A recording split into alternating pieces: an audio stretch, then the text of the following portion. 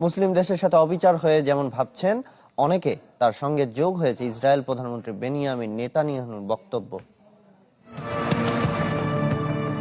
হঠাৎ করে আর্জেন্টিনা বিরোধী পোস্টে ভেসে যাচ্ছে সামাজিক যোগাযোগ মাধ্যম।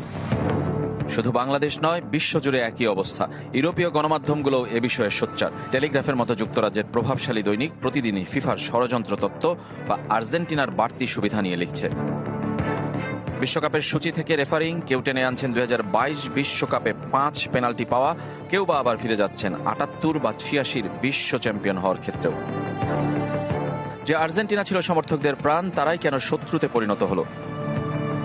এর পেছনে আছে মুসলিম আবেগ, আর আছে আর্জেন্টিনা বিরোধী দল। রাউন্ড অফ 16-এর সব সিদ্ধান্ত আর্জেন্টিনার পক্ষে আর মিশরের বিপক্ষে যাওয়ায় খেপেছেন মুসলিম বিশ্বের দেশগুলোর সমর্থকরা। সঙ্গে যোগ হয়েছে ইসরায়েলের প্রধানমন্ত্রী বেনিয়ামিন নেতানিয়াহুর বক্তব্য। আর্জেন্টিনাকে সমর্থনের কথা প্রকাশ্যে বলেছেন তিনি, তাও মেসি নয়, দেশটির প্রধানমন্ত্রী, আর তাদের সমর্থন পাওয়ার কারণেই।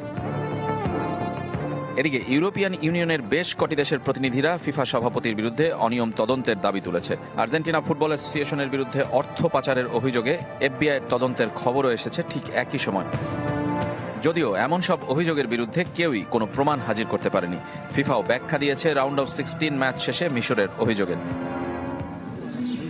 তবে যাদের নিয়ে এত আলোচনা, সেই আর্জেন্টিনা দল নিশ্চুপ। এমনকি রুদ্ধদ্বার অনুশীলন করেছে বৃহস্পতিবার, যেখানে কারও প্রবেশাধিকার ছিল না। পুরো দল ফিট, ইনজুরি নিয়ে চিন্তা থেমে গেছে।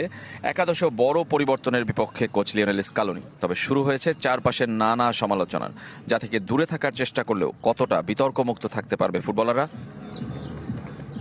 এমন সব বিতর্ক প্রশ্নবিদ্ধ করছে আর্জেন্টিনার পারফরমেন্স, এক একটি জয় আর তাদের সেরা তারকার শেষ বিশ্বকাপের অবিশ্বাস্য দোকে। এমবাপ্পে তাকে ছুঁয়ে ফেললেও প্রথম গোল্ডেন বুটের দাবিদার এলএম টেনো।